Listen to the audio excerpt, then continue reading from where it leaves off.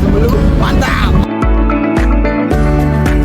Balai Penerapan Standar Instrumen Pertanian Aceh menyelenggarakan fokus group discussion untuk pemetaan dan identifikasi kebutuhan standar pada SNI Indogap tanaman pangan di Kepulauan Terluar Kabupaten Simelu, Provinsi Aceh. Kegiatan ini dilaksanakan Rabu 9 Oktober 2024 bertempat di Aula Dinas Pertanian dan Pangan Kabupaten Simelu. Kegiatan ini dihadiri oleh Kepala Dinas Pertanian dan Pangan Kabupaten Simelu, Samsuar SP bersama Balai Penyuluhan Pertanian.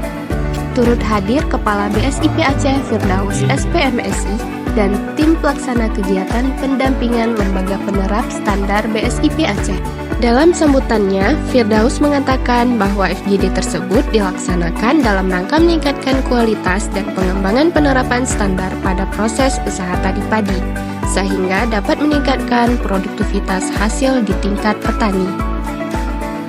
Pada kesempatan yang sama, Kepala Dinas Pertanian dan Pangan Kabupaten Simelu, Samsuar SP, mengapresiasi dan berterima kasih atas kunjungan BSIP Aceh.